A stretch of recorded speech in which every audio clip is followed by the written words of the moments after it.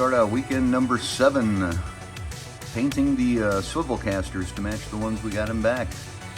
Finally came in, or finally found some I should say, and the guy over at Caster Connection was very helpful.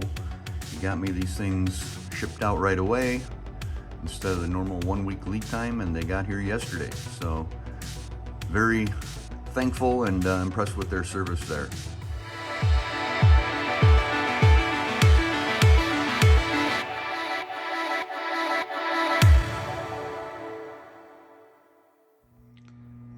The other thing I've been working on this morning is trying to straighten this firebox door a little bit more. Still seems to be hanging up a little bit, and I'm just not happy with this gap. I could probably bridge it with some thicker rope, but I want to get that thing a little bit closer. So this week I was doing some insulation. I was doing some research, and I found that I think my problem was that I was overheating it. I think what I need to do is use a hotter flame and just do a single pass, so I'm only heating one side of the material and not heating it all the way through. So I think what I was doing before was just heating it all the way through and defeating that whole bending process that happens when you heat one side of the metal. So I'm gonna try a hotter flame. I rated one pass and let it cool, and that closed it up a little bit, but I think I need to do a little bit more, so I'm gonna run another pass and see if we can get this thing to shut nice. Well, it looks like I was chasing the wrong boogeyman here. I trimmed this edge on the lid nice and straight, where it was kind of ragged and uneven before, and I thought that might help, because I thought it might be hanging up on the edge over here somewhere after that hinge shifted after the last welds over here. So I shut the lid, and it still wasn't closing right. And then I noticed that in this little corner here, this weld right here had a little bit of a bump on it, and that was enough to keep that thing from closing and seating properly. So just by trimming that weld down, or grinding that weld down, beautiful seal here. The only thing I got to do now is I got to adjust the bottom, because this is sticking up about 1/4 inch still. So what I'm thinking is I can try bending it with the channel locks, or not the channel locks, the crescent wrench, like I was doing before, to close that gap a little bit. The other thing I was thinking was maybe putting a bead of weld on the backside to see if that'll draw that plate in a little bit. So I'm gonna think about that for a minute. Found a little bump on this side too. It was hanging up in this back corner here. So I trimmed that down. Gotta trim this a little bit more before I do anything else, because it looks like it runs out a little bit here. Looks like it's running up onto the seam and hanging up on that a little bit. So I'm gonna trim this back a little bit and see if that helps. Well, now this is interesting. This wasn't in the forecast. It sure feels good. I'm sweating my butt off here. Yeah, nice cool breeze and some nice downpours. Wow, look at that coming down. That pond should be full. This keeps up much longer.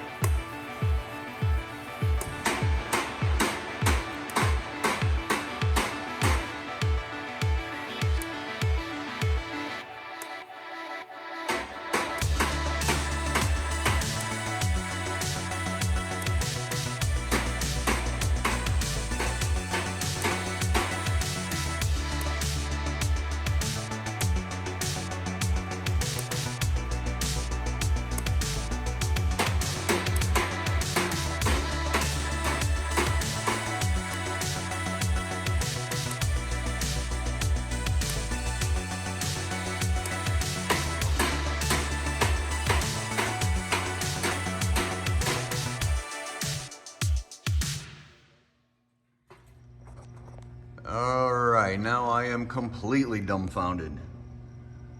Last night, we were trying to straighten this lid out because after we hammered down that lip, found that in the middle, we were getting about almost a ½ inch gap, bowing from the ends, about a ½ inch gap in the middle. So I was stressing about that all night, trying to figure out what the heck I was gonna do about it. And when I came out here this morning, the gap completely closed up and it's straight. All I gotta do is hammer out some high spots. This is unbelievable. I just don't get how this metal is moving. But I'm glad it's closed up.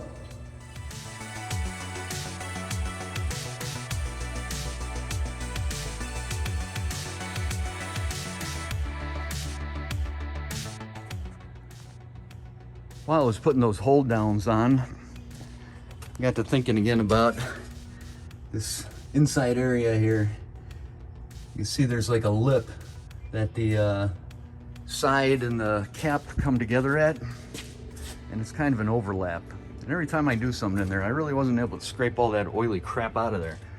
So every time I try to do something in there, get my hands all full of it again. So got to thinking that sandblasting is a line of sight operation, so it's not gonna get in there and get all that nastiness out. In order to do that, what I'm gonna do, I'm gonna fire it up, see how it flows, and let that stuff melt out. The last thing I want is, once this thing is sandblasted and ready for seasoning, I don't want to season all that machine oil, compressor oil, or whatever it is into the cooker. So I'm gonna attempt to just burn it all out or melt it all out, see if we get it cleaned up a little bit, plus get a little sneak peek and see how this thing is gonna flow. Dropping that fire plate was definitely a good idea. Starting the fire with an oxyacetylene torch was the easiest fire I ever started. It's definitely drawing nicely. As you can see, even with the chimney just setting there in place, not welded in, you got some nice smoke coming out of there. So that tells me it's drawing through here nicely. We'll open it up and see how that looks. Oh. Well, I'm gonna put my gloves on and try that again before I burn myself. I've got enough burns on my arms, I don't need them in my armpits too. So you can see, that's the end with the firebox and the chimney. Got that first plate welded in. And we got the other plates, which let us adjust how many we want to use, or if we need some more heat somewhere, we can slide them apart. But you can see smoke coming out on the back end here. And then it's going to flow back through it and out the chimney. And like I said, even with the chimney just sitting there, not welded in, it's not going to get welded in until after we get it sandblasted. But it's drying pretty nicely. You see that the wisps of smoke here. This hasn't been running very long yet, so one of the things I wanted to do is I wanted to check the temperatures on this stuff. This top plate is getting up to about 460 degrees right now. 480, 460, 490. And then the chimney is already up to 142. Wow. Outside of the cooker here, the lid, that's actually not too bad. That can't be right. It must be reflecting away. It can't be 46. Down here it's telling me 100 and something.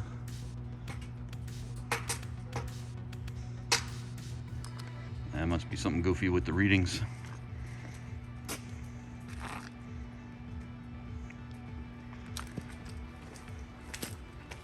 See on the bottom side here. Looks like it's coming up to about 135. Let's see if we get a better reading on the back side.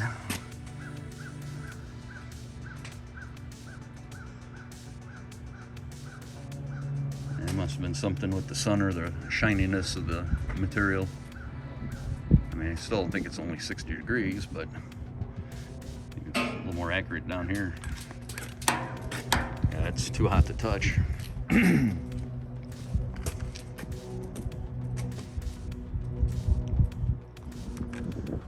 Well, we'll let it burn for a while.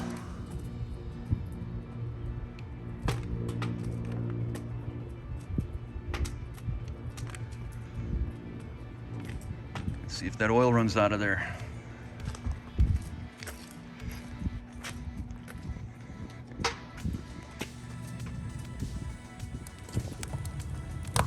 We got a nice little fire going here. Close this door up a little bit here so the heat stays in and flows through better. Because I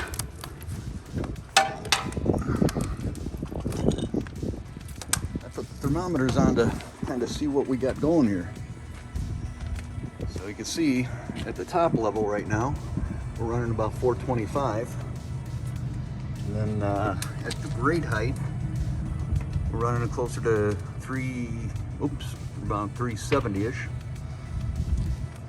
On the left side, this is surprising, we're running at 325, which I was expecting to be higher on the left than on the right, but I don't know, maybe the metal's still all warming up in there, but here we're running about 400 degrees. Again, almost 375.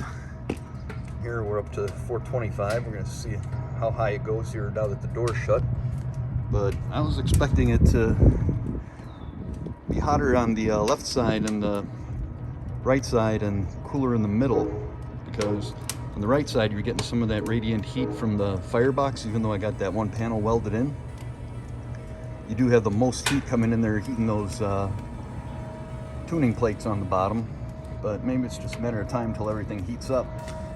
So I'm going to kick the temperature up with that extra wood I just threw in there, and then we'll come back and check the temperatures again once it's had a chance to settle in a little bit. All right, I've been watching this for a little bit, and the thing that I've noticed, and I think the reason that we're still running so much lower on this side, here we're running about 335, 340. Here we're running about 375, 380. And here we're running a little over 400. I think the reason is that, I don't know if you can see it, but the gap on the door opened up a bit after it's getting warmed up. And I think a lot of that heat is escaping here and not flowing around and getting into this area of the grill. We're also losing a little bit off the top here. This isn't that bad. I have some gaskets that I'm going to install after it's painted and sandblasted and all that fun stuff, and that should resolve some of the issues. So we'll see. Otherwise we may have to make some adjustments to those tuning plates in the bottom.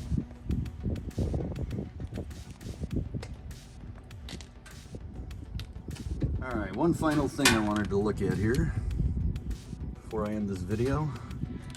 We got about 580 on that plate, 540 on that plate, 511, 478, 420, 400, 415. That's interesting. One thing I did notice is that these plates, being plasma cut, they don't have perfectly square edges. So we are getting some flow through on those things. I don't know if it's enough to make a difference, but I think what I'm going to do is I'm going to just mill those edges flat so that they fit together a little bit better, and we'll see if that makes any difference.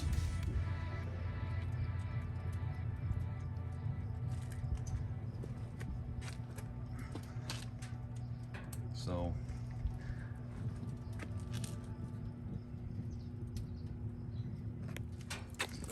one final note is that this surface here is now over 700 degrees.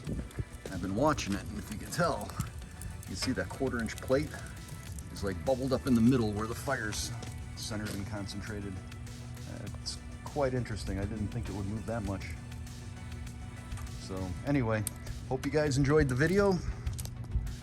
And next weekend we're gonna take a day off and hopefully get this thing out to sandblasting soon. Maybe the following week when I get back. So we'll talk to you guys soon.